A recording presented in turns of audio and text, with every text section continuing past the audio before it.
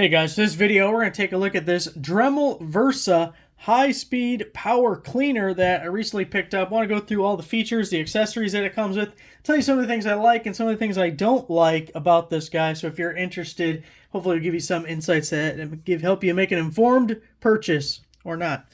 So it is a little cordless cleaner guy, and it's rechargeable. We have a micro USB port on the back. It does come with, if I can get a shot of it, it does come with the power block and the cord. It's off screen because I was charging it. This has a 1 amp output, and it says it takes about 2 hours to get a full charge on this guy. It does have a little blue light back here when it is charging.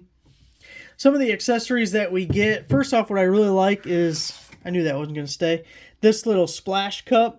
And it just, you see these indents right here. We just throw this guy on, get it all lined up, give it a little turn, and it holds on right there. If you've ever used something similar like a drill brush or any kind of powered scrub brush, and you're using any kind of liquid cleaners and stuff, they have a tendency to fling stuff all over the place. So having the little cup to catch it's really nice. Then we can also pop it out like so, and you know, this will be recessed in there. And, you know, keep things clean, not make a bigger mess when we're trying to clean things. The other thing to show, we have two different bases. We have this Velcro base here for these different like scouring pads, and we got the sponge pad here. And then we have the bristle brush, nylon bristles on this brush here. And of course, those things at some point are going to have to be replaced. And you do have this stud that they attach to, and I wanted to show you that is 7/16 diameter, 14 thread, and I will prove it to you just like so. So down the line, you're going to have to be replacing this stuff. If you are looking at other products, you don't have to stay with Dremel products, obviously. If you find something with that same thread there, or if you have a tap and die set, you could create your own accessories to put on this guy or other attachments, just knowing the thread that you're going to need. And it's also 2200 RPM, by the way. 2200 RPM on this guy, and it's actually got a fair amount of power. If I get this guy all threaded on there,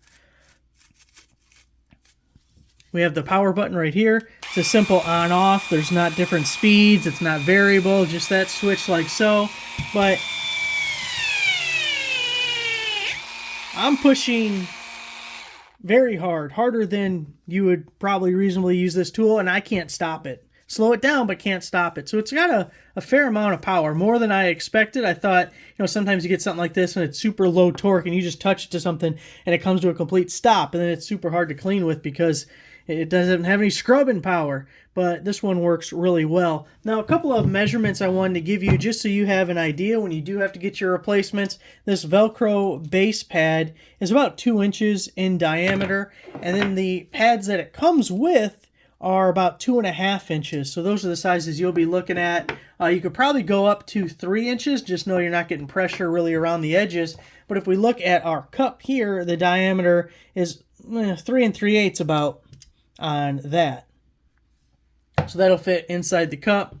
And then of course, we have all sorts of different drill brush attachments. And I would be really interested to know if we could customize something to put on this little guy. Because I think with that threading and knowing that it's 2200 RPM, we could get creative on all sorts of different things that we could put on this guy, especially since it has a decent amount of power. I wonder if I could put some kind of a wire brush on there, like metal wire. Whoa, whoa, whoa, whoa, whoa, as I start throwing stuff.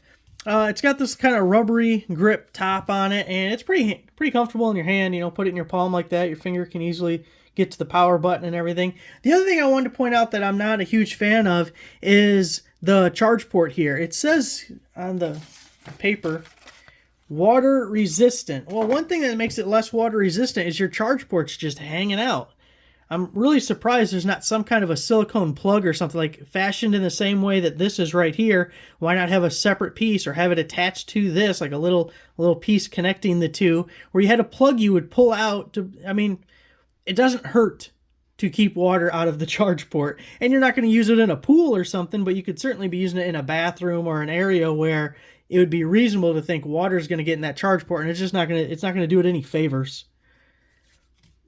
So I was kind of surprised that. Also, being a micro USB, you instantly know it's an older design. Any modern item that is being designed and manufactured right now is going to use a USB-C.